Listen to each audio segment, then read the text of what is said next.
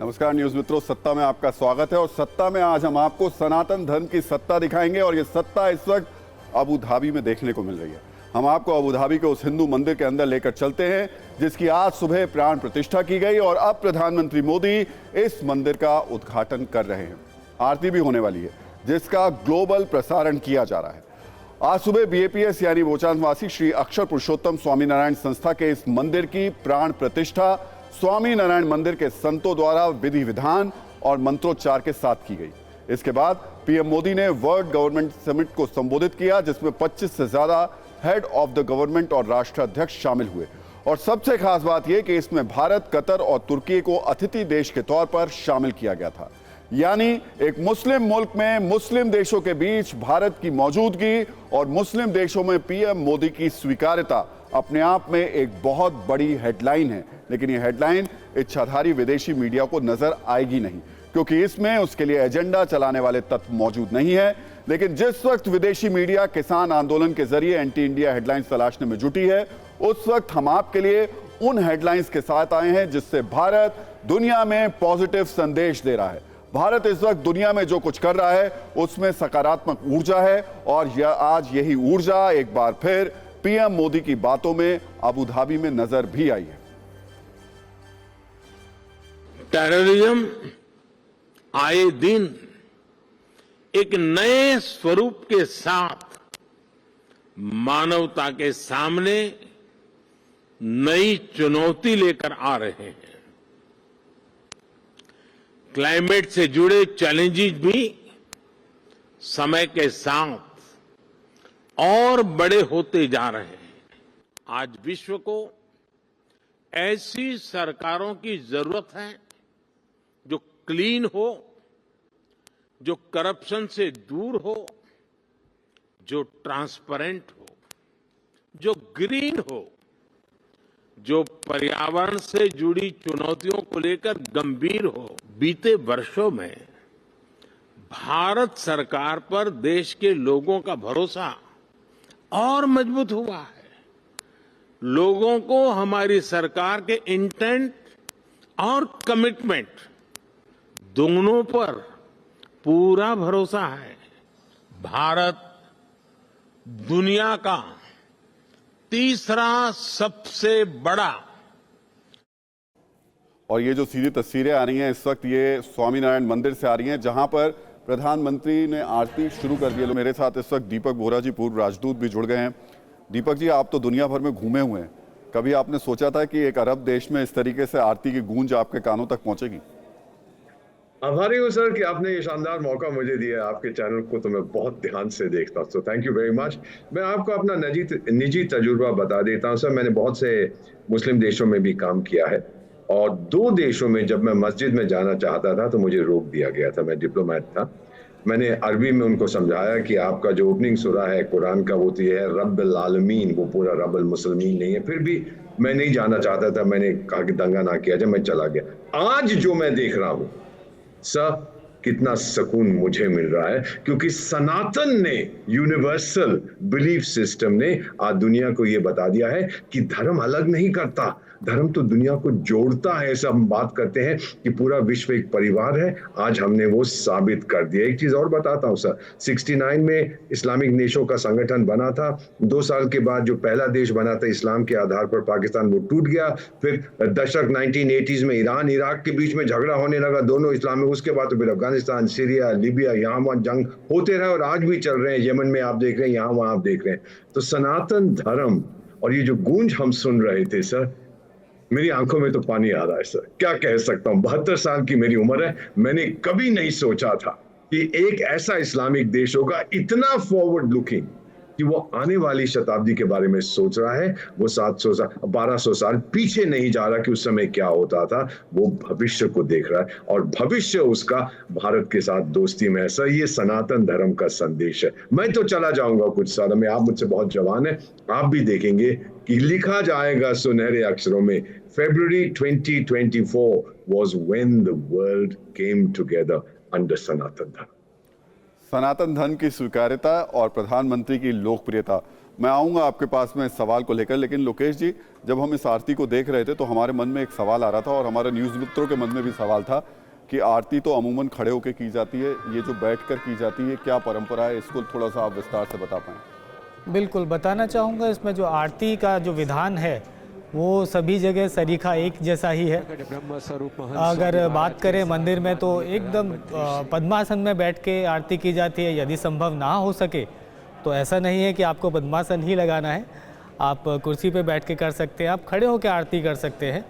अगर ये निर्भर करता है आपकी वय कैसी है, आप युवा हैं तो निस्संदेह आप जो विशिष्ट इसके लिए है कि आप पद्मासन में बैठ के आरती करें और आप खड़े होकर भी कर सकते हैं। सामान्यतः पद्मासन में ही आरती की जाती है? जी, सामान्यतः पद्मासन में ही आरती की जाती है। अगर किसी कारणवश वय के उम्र के लिहाज से देखें या फिर स्वास्थ्य कारणों से चलते हैं तो आप कुर्सी पे या किसी आसन पे बैठकर भी कर सकते हैं। दीपक जी, अब सवाल मेरा आपसे यही है, अरब देश में जो हम तस्वीर देख रहे हैं उसमें सनातन धर्म की स्वीकार्यता और प्रधानमंत्री की लोकप्रियता, इन दोनों के संगम की वजह से ये तस्वीर है? 100% सर। ये शुरू में कहते थे कि इस्लाम भारत को अलग रखता है खाड़ी के देशों से, इन देशों से, क्योंकि ये है वो है, लेकिन अब तो हमने देखा है कि इस्लाम के आगे चले गए, धर्म के आगे जाके ये लोग देख रहे हैं कि ताकत क्या है, आर्थिक स्थिति क्या है, पॉलिटिकल स्थिति क्या है, हम कैसे एक दूसरे के दोस्त बन सकते हैं। कोई ऐसी चीज नहीं है जो हमको बांटती है, हमें अलग करती है। हमने कभी कुछ नहीं किया कि इनका नुकसान हो, इन्होंने कभी कुछ नहीं किया कि हमारा नुकसान हो। बस सिर्फ एक जो दीवार बनी थी उसको इस व्यक्ति ने, नरेंद्र भाई दामोदर दास मोदी ने तोड़ दिया है। सर, अगर मैं इनकी सराहना कर रहा हूं, मैं तो दिल से सराहना करता हूं। पीएम साहब तो मन की बात करते हैं, मैं दिल की बात कर रहा हूं कि रियली अगर मैं कहूं आपको एक चीज अंग्रेजी में, या अगर आप मान जाए हिंदी में भी मैं अनुवाद करने की कोशिश करता हूं, आज भारत के जो दोस्त हैं वो दुनिया में मोस्ट हैं। सर, 193 सदस्य देश हैं संयुक्त राष्ट्र संघ के। भारत को निकाल दीजिए और इक्का दुक्का कुछ बेवकूफों देशों को निकाल दीजिए, बाकी 190 में छवि भारत की आसमान से ऊंची है, क्योंकि आज हमने ये साबित किया है कि दोस्ती से, भरोसे से बड़ी कोई चीज नहीं होती। And hats off to this one man, Narendra bhai Modi sir. और सीधे अबू धाबी भी चलते हैं लेकर के आपको, जहां पर इस वक्त मेरे सहयोगी विपिन चौबे मौजूद हैं। विपिन, आरती तो हो चुकी है, आगे का थोड़ा सा कार्यक्रम और तस्वीरों के जरिए इस कार्यक्रम को बता दीजिए। देखिए, आरती का कार्यक्रम पूरा हो चुका है। प्रधानमंत्री नरेंद्र मोदी को यहाँ से इस तरफ मेरे कैमरा पर्सन मनीष आपको दिखाएंगे। ये जो मंदिर का प्रांगण, मुख्य प्रांगण है जहाँ से वो एंटर हुए थे, इसी रास्ते से उन्हें बाहर निकलना है और नीचे उतरते हुए अब सामने जो आपको नजर आएगा, जो रास्ता नजर आ रहा है, इससे होते हुए हम जहां पर खड़े हुए हैं, यानी जो आर्टिफिशियल वाटर सोर्स बनाया गया है जिसे गंगा जी का स्वरूप माना गया है, यहां से होते हुए सबसे पहले वो इन बच्चों से मिलने आएंगे जिनके बारे में मैंने पहले भी बताया था आप लोगों को। वो बच्चे बेसब्री से इंतजार कर रहे हैं उनका, जिनका पूरा देश इस वक्त पूरे जो भारतीय हैं, जो दुबई में रहने वाले, अबू धाबी में रहने वाले, वो धन्यवाद ज्ञापित कर रहे हैं। तो बच्चे भी उनसे मिलने को बेकरार हैं। और उसके बाद पूरे मंदिर के चारों तरफ, क्योंकि चारों तरफ शिखर हैं, और आप जरा शिखर की भी तस्वीरें देखिए, हर शिखर का एक नाम है, हर शिखर में भगवान के एक परिवार है।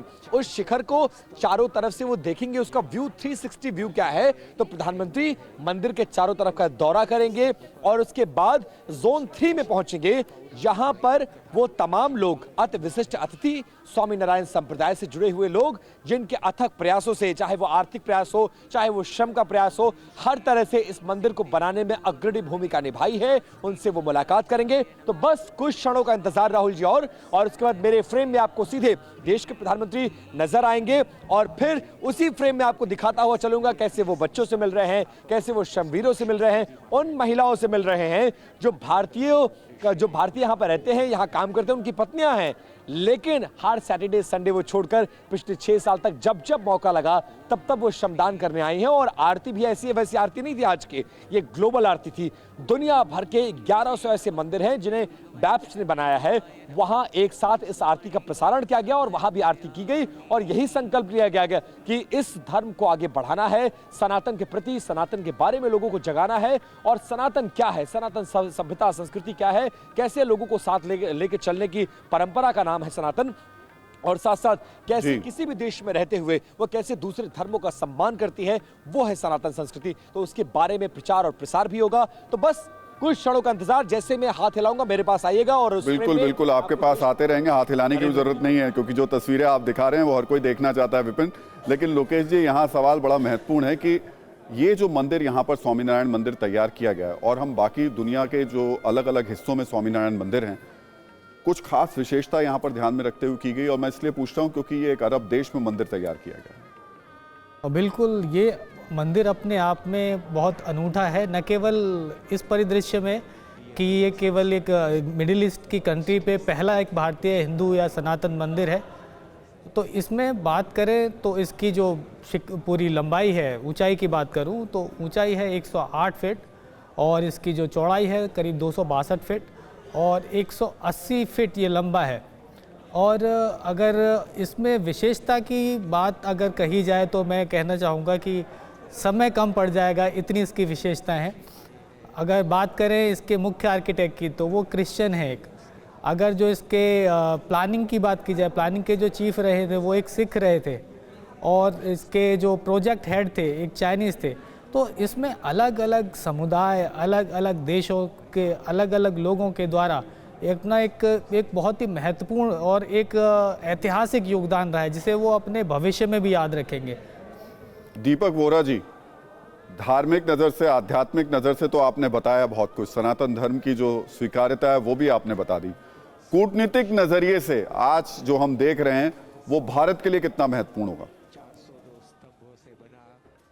दुनिया को संदेश है कि इंडिया हैज अराइव्ड। भारत की जो आर्थिक ताकत है, भारत की जो मिलिट्री ताकत है, डिप्लोमेटिक ताकत है, खाड़ी जो गल्फ का रीजन है, आप तो जानते हैं कि बड़ा अनस्टेबल है, बड़ा फ्रेजाइल है, लेकिन नेट सिक्योरिटी प्रोवाइडर सबसे पहला देश जो वहां पर जाके सुरक्षा दे सकता है वो भारत है। चीन पर कोई भरोसा नहीं करता, अमेरिका वहां से पिट के भाग गया था, रूस का कुछ और इरादा है, तो सब लोग अब भारत की तरफ देख रहे हैं। ये बहुत सिग्निफिकेंट है सर। और साथ में जब ये सनातन धर्म के टेम्पल का उद्घाटन हो रहा है तो ये मान गए हैं कि हम भारत को भारत की तौर पे स्वीकार करते हैं। धर्म से हमारा कुछ लेना देना नहीं है। ये इतिहास लिखा जाएगा सर, आप पढ़ेंगे उसको, आप खुद लिखेंगे कि आज भारत की आत्मा भी पूरी तरह से आजाद हो गई है सर। सारी दुनिया ने उसको स्वीकार किया। I have no words, I am overwhelmed जब मैं ये देख रहा हूं। ये मेरे टाइम पे नहीं हुआ था जब मैं इस रीजन में पोस्टेड था। आज दुनिया बदल गई है सर। एंड कंग्रेचुलेशन सब लोगों को, आपको भी कि आप जो कवरेज दे रहे हैं, जिन लोगों ने इसको बनाया है, और मेरे मुस्लिम समुदाय के दोस्त जो इसको देखने गए थे सर। धर्म को पीछे छोड़ के वो गए हैं मानवता की तरफ, इंसानियत की तरफ, यूनिवर्सल हार्मनी की तरफ। बहुत बड़ी उपलब्धि है। And once again sir, this one man has done it sir. Deepak ji, इस वक्त अब मैं थोड़ा सा फॉरवर्ड लुकिंग बात आपसे कर रहा हूं, क्योंकि प्रधानमंत्री इसके बाद कतर जा रहे हैं, एक और अरब देश की तरफ वो रुख कर रहे हैं। इस मंदिर से कतर की तरफ आगे बढ़ना, थोड़ा सा भारत को उस नज़रिए से आप समझा पाएंगे ये घटना कितनी महत्वपूर्ण होगी? और ख़ास तौर से वो देश जो भारत के लिए हमेशा चुनौतियां बनते रहते हैं, कतर प्रधानमंत्री का जाना कितना महत्वपूर्ण है? महत्वपूर्ण है ये। अब आप मत लिंक करिएगा कि हमारे 8 नेवल ऑफिसर्स को छोड़ दिया इसीलिए वो धन्यवाद। मैं नहीं कर रहा, बिल्कुल नहीं कर रहा मैं। ओके, कुछ लोग तो करेंगे, लेकिन ये चीजें नहीं होती कि। और ये विजिट बहुत जल्दी डिसाइड की गई थी। जब ब्रीफिंग की थी तो आप लोगों को पता था कि यूएई जा रहे हैं, कतर की एकदम डिसाइड की गई थी। मैं इतना बताना चाहता हूं सर कि कतर में भी आप देखेंगे अब ओपननेस आ रही है भारत के प्रति। मिसाल के तौर पे एक प्रश्न, आप तो बहुत वरिष्ठ पत्रकार हैं, आपसे पूछना चाहता हूं, मिसाल के तौर पे अगर ये 8 लोग जो हमारे नेवल ऑफिसर थे, इनको फांसी दे दी जाती तो कतर को क्या मिलता? कुछ नहीं मिलता। उसकी बदनामी होती पूरी दुनिया में। और इनको छोड़ के हमने भी शोर नहीं मचाया सर, हमने पूरा लीगल प्रोसेस फॉलो किया। पहले इनको सजाए मौत सुनाई गई, उसके बाद इनको प्रिजन टर्म दिए गए, फिर रिहा कर दिया गया। तो उन्होंने भी अपनी लाज रखी है कि हमारा सिस्टम है जुडिशियल, हमने भी दबाव नहीं डाला सर। इसको हम डिप्लोमेसी, हम इसको कहते हैं बतख कूटनीति। जब आप देखते हैं तालाब में बतख तैर रही है तो ऊपर तो सब शांत है, लेकिन नीचे बतख के पैर ऐसे घूम रहे होते हैं, तो वो हम लोग करते हैं सर। वो भारत की कूटनीति की एक बहुत महत्वपूर्ण जीत है। हमने धमकी नहीं दी, हमने धमकाया नहीं, हम रोए नहीं, हम गिड़गिड़ाए नहीं, इन लोगों ने इक्वालिटी के बेसिस पर छोड़ दिया। फाइनली एक चीज सर, मैं जाते वक्त क्षमा चाहता हूं आपसे कहना, वंस अगेन पर्सनल एक्सपीरियंस। कुछ ही महीने की बात है, New York JFK John F Kennedy airport पे मैं आ रहा था दिल्ली फ्लाइट से, तो मैं अपने हाथ में ये बहुत से रुद्राक्ष वगैरह पहनता हूं, तो ये जो मेटल डिटेक्टर है वो बड़ा पी पी पी पी, तो वहां जो पुलिस ऑफिसर है 30 साल का था अमेरिकन, और मेरे को कहता है सर मुझे पैट डाउन करना पड़ेगा, I have to touch your body, कि कुछ आप उन्हें अपने साथ छुपा तो नहीं रखा। मैंने कहा बिल्कुल करिए। मुझे कहते फिर आप कहां से हैं, तो मैंने कहा कि मैं भारत का राजदूत हूं। तो कहते कि आपका धर्म क्या है, मैंने कहा सर मैं हिंदू हूं। हिंदू, आप तो अच्छे लोग हैं, जाइए सर, आपकी तलाश ही नहीं लूंगा। इससे ज्यादा मैं क्या कह सकता हूं sir. The reputation of India, the reputation of Sanatan Dharma पूरी दुनिया में आज वो फैल गया है और लोग उसे स्वीकार करते हैं सर। बिल्कुल, निश्चित तौर पर विपिन के पास एक बार सीधे चलते हैं। विपिन, कुछ खास कहना चाह रहे हैं आप? मैं कुछ कहना नहीं चाहूंगा, अब सिर्फ जो कहेंगे वो तस्वीरें कहेंगे। और देखिए प्रधानमंत्री का बाहर निकल चुके हैं और मुझे नजर आ रहे हैं, संभवतः मेरे कैमरा पर्सन मनीष आपको दिखा पाए, और अब सीढ़ियों से उतरते हुए, जिसका जिक्र मैं कर रहा था कि अब वो बच्चों से मिलने के लिए आ रहे हैं। और देखिए मंदिर की सीढ़ियों से उतरते वक्त वो समझ रहे हैं कि कौन सा शिखर क्या है, किस शिखर की विशेषता क्या है, कैसे वो दोनों धर्मों को, दोनों संस्कृतियों को जोड़ता है। और उनको ब्रह्म विहारी जी महाराज, जिनकी देखरेख में ये पूरा मंदिर बनकर तैयार हुआ, बस देखिए अब आपको नजर आने वाले हैं प्रधानमंत्री आपके अपने कैमरे में। और इस वक्त उनकी सिक्योरिटी 2 लेयर की सिक्योरिटी है। SPG के जवान तो सुरक्षा संभाल ही रहे हैं, लेकिन रॉयल गार्ड्स भी उनके साथ मुझे नजर आ रहे हैं।